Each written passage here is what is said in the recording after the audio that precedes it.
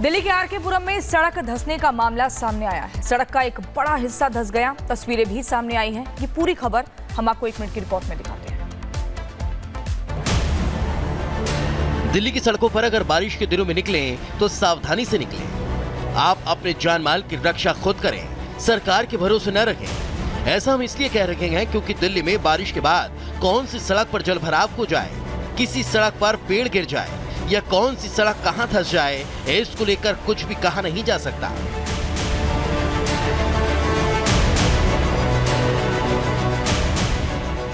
हाल ही में दिल्ली में झमाझम बारिश हुई, जिसके बाद तापमान में गिरावट के साथ साथ सड़क धंसने का भी मामला सामने आया है। दिल्ली में बारिश के बाद आर के पुरम में सड़क के किनारे बड़ा हिस्सा धंस गया। हालांकि गनीमत रखी कि कोई हादसा नहीं हुआ, क्योंकि अगर सड़क का यही हिस्सा बीचों बीच धंस जाता तो बड़ा हादसा हो सकता था।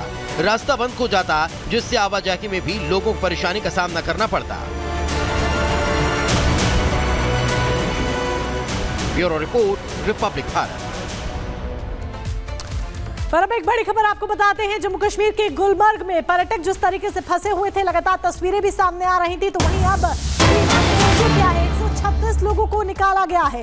बर्फबारी हो रही है, सर्दी का सितम जारी है और ऐसे में जो पर्यटक फंसे हुए थे उनका रेस्क्यू किया गया है। तमाम गाड़ियां भी फंसी हुई हैं। गुलमर्ग में फंसे पर्यटकों का रेस्क्यू किया गया है। इस बर्फबारी का लुत्फ लेने के लिए, आनंद उठाने के लिए जिस तरीके से भारी संख्या में पर्यटक जम्मू कश्मीर का रुख कर रहे हैं, घूमने के लिए पहुंच रहे हैं, तो वहीं दूसरी तरफ उनके लिए पहाड़ों पर परेशानियां भी कम नहीं हैं, क्योंकि यही बर्फबारी जिसका आनंद लेने के लिए वो पहुंच रहे हैं, यही बर्फबारी उनके लिए परेशानी का सबब भी बन रही है। लेकिन ऐसे में रेस्क्यू के लिए सेना उतर आई है और सेना ने रेस्क्यू किया है। 136 लोगों को बाहर निकाला गया है, जो कि फंसे हुए थे। इन यात्रियों को, इन पर्यटकों को बाहर निकाला गया है। सेना इन लोगों के लिए देवदूत बनकर आई है, इस मुसीबत की घड़ी में रक्षक बनकर सामने आई है। और चलिए अब आपको जम्मू कश्मीर की गांधरबल डोडा की तस्वीरें दिखाते हैं, जहां भारी बर्फबारी हो रही है। लोगों के वाहन फंस गए हैं। आप देखिए कैसे चारों तरफ बर्फ की एक मोटी चादर दिख रही है और ऐसे में लोगों को अपने वाहनों को एक दूसरे की मदद से आगे ले जाने के लिए मदद लेनी पड़ रही है। आप देखिए चारों तरफ एक भयंकर जाम लग गया है। बर्फबारी रुकने का नाम नहीं ले रही है और ऐसे में चारों तरफ देखिए सिर्फ बर्फ ही बर्फ दिख रही है। वाहनों की रफ्तार थम सी गई है। लेकिन अब अगली तस्वीर हम आपको डोडा की दिखाएंगे। पहले गांधरबल की दिखाई, अब ये डोडा की तस्वीर आप देखिए कैसे मौसम जो है लगातार सितम लोगों पर दिखा रहा है। बर्फबारी रुकने का नाम नहीं ले रही है। चारों तरफ आप देखिए मानो ऐसा लग रहा है कि जन्नत का नजारा हो, लेकिन लोगों के लिए मुश्किलों का सबब ये बर्फबारी बन गई है, क्योंकि वाहनों की रफ्तार पूरी तरह से रुक गई है और कहां जाएं, कहां बढ़े आगे, इसको लेकर लोग परेशान हैं, समझ नहीं पा रहे हैं।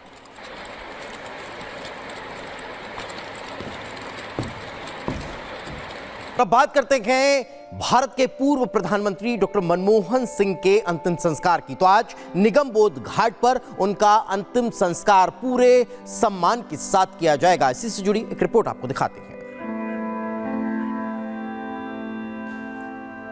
ये तस्वीरें इस वक्त आप अपने टेलीविजन स्क्रीन पर देख पा रहे हैं। निगम बोध घाट पर आज पूरे राजकीय सम्मान के साथ पूर्व प्रधानमंत्री मनमोहन सिंह का अंतिम संस्कार किया जाएगा। लगातार ये मांग की जा रही है कि उनका अंतिम संस्कार को लेकर तमाम व्यवस्थाएं जुटा ली गई हैं। 92 साल की उम्र में मनमोहन सिंह का परसों देर रात दिल्ली के एम्स अस्पताल में निधन हो गया था। केंद्र सरकार ने मनमोहन सिंह के निधन पर 7 दिनों का राजकीय शोक घोषित किया है।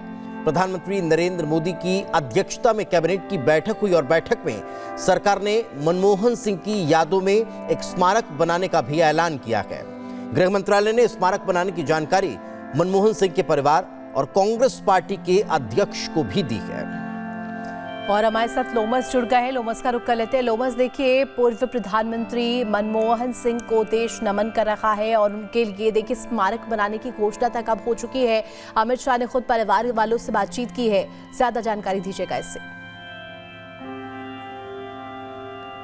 बिल्कुल रितु, मैं आपको जानकारी दे दूं कि अभी मैं मोतीलाल नेहरू मार्ग पे मौजूद हूं, जहां पर पूर्व प्रधानमंत्री मनमोहन सिंह का आवास है। अब से कुछ ही देर के बाद बताया जा रहा है कि जो पार्थिव शरीर अभी घर के अंदर मौजूद है, जो वीवीआईपी अभी अंतिम दर्शन करने के लिए पहुंचे हुए हैं, वो अंतिम दर्शन करके जैसे ही निकलेंगे उसके बाद जो पार्थिव शरीर है यहाँ से, उनके आवास से कांग्रेस मुख्यालय ले जाया जाएगा, जहां पर करीब 1 से 1.5 घंटा वहां पे पार्थिव शरीर को रखा जाएगा। और कहा यह जा रहा है कि आम जनता और जो कार्यकर्ता हैं कांग्रेस के, वो वहां पर दर्शन कर सकते हैं और उसके बाद अंतिम यात्रा कांग्रेस मुख्यालय से निकलेगी, जो कि निगम बोध घाट पर खत्म होगी। अब से कुछ ही देर पहले प्रियंका गांधी भी पहुंचती है इनके आवास पर, और अब से कुछ ही देर पहले राहुल गांधी भी इनके आवास पर पहुंचे, अंतिम दर्शन करने के लिए वो पहुंचे हैं। प्रियंका गांधी हालांकि पूरी तरीके से तैयारियों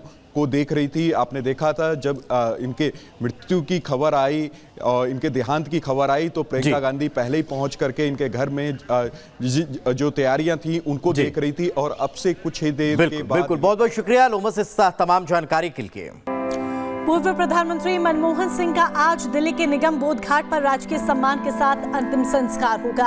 मनमोहन सिंह का पार्थिव शरीर अंतिम दर्शन के लिए कांग्रेस मुख्यालय में रखा गया है। 11:30 बजे के करीब उनका अंतिम संस्कार किया जाना है। 92 साल की उम्र में मनमोहन सिंह का गुरुवार देर रात दिल्ली के एम्स अस्पताल में निधन हो गया था। केंद्र सरकार ने मनमोहन सिंह के निधन पर 7 दिनों का राजकीय शोक घोषित किया है। पीएम मोदी की अध्यक्षता में हुई कैबिनेट बैठक में सरकार ने मनमोहन सिंह की याद में एक स्मारक बनाने का भी ऐलान किया है। गृह मंत्रालय ने स्मारक बनाने की जानकारी मनमोहन सिंह के परिवार और कांग्रेस पार्टी के अध्यक्ष को दी है।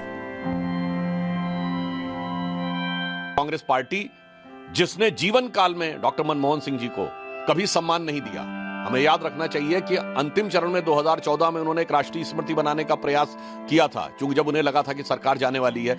जिन्होंने अपने जीवन काल में कभी डॉक्टर मनमोहन सिंह को सम्मान नहीं दिया, आज उनकी मृत्यु के बाद भी वह उनके सम्मान के ऊपर सियासत करते नजर आ रहे हैं। यह बहुत दुखद है। और मैं याद दिलाना चाहता हूं देश को कि डॉक्टर मनमोहन सिंह गांधी नेहरू खानदान के बाहर देश के पहले प्रधानमंत्री थे, जिन्होंने 10 वर्ष तक प्रधानमंत्री का पद ग्रहण किया। और यह भी याद दिलाना चाहता हूं कि कांग्रेस पार्टी ने नेहरू गांधी खानदान के बाहर किसी भी प्रधानमंत्री को सम्मान नहीं दिया। देश के पहले प्रधानमंत्री जो नेहरू गांधी खानदान के बाहर थे, जिन्होंने 5 साल पूरे किए, वो श्री पीवी नरसिम्हा राव थे। उनके साथ क्या हुआ इस सबको पता है। प्रणब मुखर्जी जी की ऑटोबायोग्राफी और उनके परिवार के लोगों ने जो संस्मरण लिखे हैं उसमें प्रणब मुखर्जी जी के साथ क्या हुआ है सबको पता है। कांग्रेस पार्टी का इतिहास रहा है कि उनके प्रथम परिवार के बाहर के किसी भी नेता को सम्मान नहीं दिया गया। सरदार पटेल से लेके लाल बहादुर शास्त्री जी से लेके पीवी नरसिम्हा राव तक के दर्जनों उदाहरण देश के सामने हैं। कम से कम आज इस दुख की घड़ी में यह राजनीति करने से बाज आना चाहिए।